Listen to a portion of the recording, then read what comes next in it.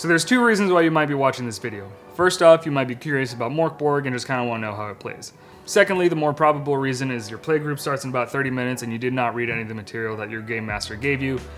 So welcome, let's hopefully change that. Mörk Borg is one of my favorite games, so hopefully we can teach it to you pretty quickly. It's a relatively simple system. Let's see how long it's going to take us. All right, first off, let's talk about how you're going to play this game. Usually you're going to be rolling a d20, trying to get a skill check of 12 or above, and if you do, you succeed. If you don't, then you fail. 12 is the standard number that you need to get to pass. If you don't pass it, then the GM is going to tell you that you fail and that you're a fucking piece of shit. Now, if you've played any other TTRPGs such as D&D, you're going to be used to the system. However, just know that this is a lower numbers roll. It's going to be mostly D4s, D6s, and you are not a hero. If you try to be a hero, you will die. Let's talk about character creation. Character creation is super simple. You're only going to do 5 things. First, you're going to roll for your equipment. Then you're going to roll for your weapons, roll for your skills, roll for your hit points, and then just pick your name. That's it. Super easy. First, we're going to see how much money you start off with. For this, just roll 2d6, multiply by 10. That's the amount of silver you have. Then you're going to roll 3 dice for your starting equipment, a d6, and d12, and a d12. D6 to determine how much stuff you can carry. It's either going to be from a backpack to a mule or nothing at all. And then a d12 for your first item, and then another d12 for your second item. Then you're going to roll a d10. Whatever number you get is the weapon you have. Then you're going to pick your armor. You're going to roll a d4. Whatever number it is going to be your armor. 1's going to be no armor, 2 light, 3 medium, 4 heavy. It goes from a d2, d4, d6. We'll go into that more into combat. Then on page 25 of the core book, there's some equipment that you can go ahead and purchase if you received any silver from your character creation. Next up is your abilities. Abilities, you have 4 of them. You have agility, presence, strength, and toughness. Agility will be used for your defense, presence will be used for your ranged attacks or for your spells, strength for your melee weapons, and then toughness for resistance and your health. For this, you're just going to roll 3d6 and then add those all up, and then using this table here is going to be your modifier. It is very possible that you're going to get a 0 or a negative number. Do not worry about it, it's all part of the fun. Like I mentioned before, difficulty ratings are usually 12, that's the standard. However, your game master can adjust these accordingly to make it a 14 for more difficult or a 10 for an easier time. After you've rolled all your modifiers, you're simply going to roll for your health, which is your toughness plus a d8.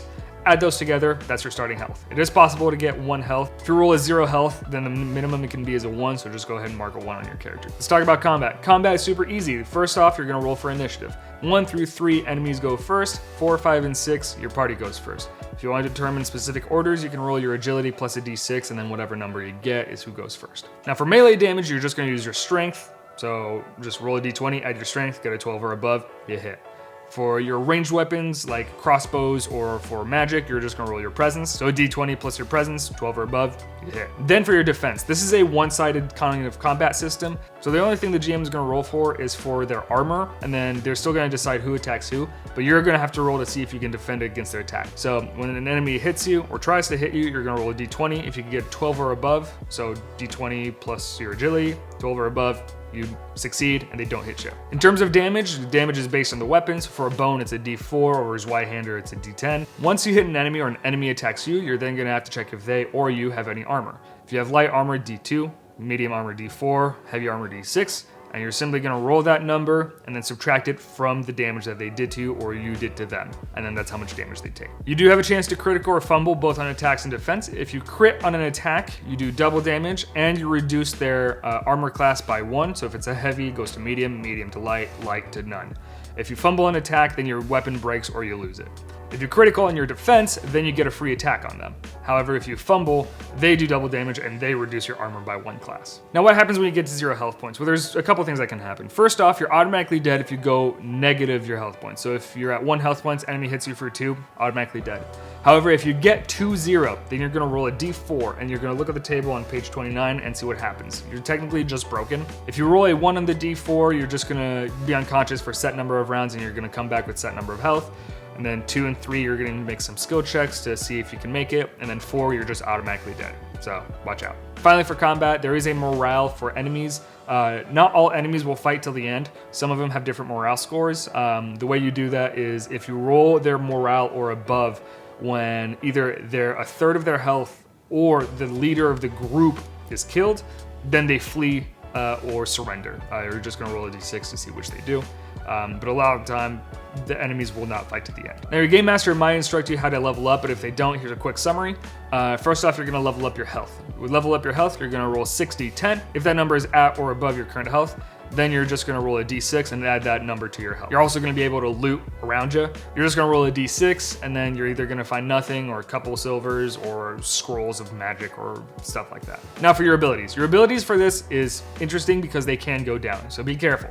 The way to determine this is roll a d6 for each of your abilities. If the result of your roll is equal or above to your modifier, then you get to increase it by 1. However, if it's below, then you reduce it by 1. If your modifiers are -3 to 1, then they will not decrease unless you roll a 1 on your d6, and they cannot go less than -3. So it's very possible that you can get worse. Finally, it's kind of your powers. Your powers is the magic system in this. There's either Sacred Scrolls or Unclean Scrolls. Unclean Scrolls is used for damage-based attacks, and then Sacred Scrolls is more like buffs and heals for your group. To see if you can succeed in your skill check for your powers, you're just gonna roll a d20, get a 12 or above. If you succeed, you get to pick from whatever scrolls you have on you. However, if you fail, a couple things happen. You're gonna lose D2 health, you're gonna be dizzy for the next hour, and all your spells are gonna fail within that hour. If you fail on a power, you're kind of screwed. You can't really use powers for that combat. So just make sure you kind of have a weapon on you. If you crit or fumble with that, there are things that can happen. Your Game Master can determine, like, hey, this does double damage or it affects more than one person. However, if you fumble, there's a fun table in this book for if you fail your skill check for your powers that the Game Master can use. Things from you get a magical STD or all your teeth fall out and they get replaced by toenails. There are optional tables in here to flesh out your character a little bit more. Things like broken bodies or terrible traits that you can do. You just roll a d20, check that table, and that's what you have. You don't need to, it's completely optional unless your Game Master has required it, but it kind of makes you more disgusting and more fleshed out. Lastly, there are kind of pre-built characters. There are 6 of them in the core book, and there are more in some of the expansions. For this, you're just gonna look at their character sheets, and it's gonna kind of instruct you on how to build them. You're gonna roll different numbers of dice than what we just did. Instead of rolling 3d6 and taking that number, you're just gonna roll 3d6, and then you're gonna add or subtract with modifiers. They're either gonna be better at fighting or better at presence. They also do get their own kind of abilities. You're just gonna roll like a d6, and then whatever you get is your ability. It is possible for you to get that when you roll a completely random character. You're also gonna roll a different table that's on the Mörk Borg website that you can download. A lot of the expansions is completely free, which is super cool. However, I definitely recommend getting the physical books because they are works of art. Last thing I want to talk about is Omens. Omens is something that a character can use. It's kind of like a currency that you can spend. It's kind of like inspiration if you play D&D. However, it works a little bit differently. Instead of re-rolling dice, it can also reduce skill checks by 4. It can increase your maximum damage or decrease enemy damage. And then of course you can re-roll your dice, or you can also re-roll somebody else's dice. All right, that's all you need to know to really start playing this game. It's super easy. Character creation is going to take you 3 minutes. Not long at all. Hopefully your Game Master is going to tell you what to roll. However, just know that you're going to be rolling d20s most of the time, comparing it to your skill checks, and going with it. Remember, this game is about being a piece of shit. Do not be a hero. Honestly, the best advice I can give you is just try to die in the funniest way possible, and you're going to have the best time. I promise. If you're a regular player of Mörk Borg and I missed anything for new players, please put it down in the comments below so people can check it out. This is a channel dedicated for new players to learn different systems, and this is one of my favorites. So please help them out and put it in the comments below.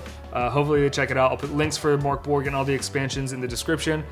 Please check it out. This is definitely one of my favorite systems. But before your playgroup starts, go ahead and make a character and have fun out there.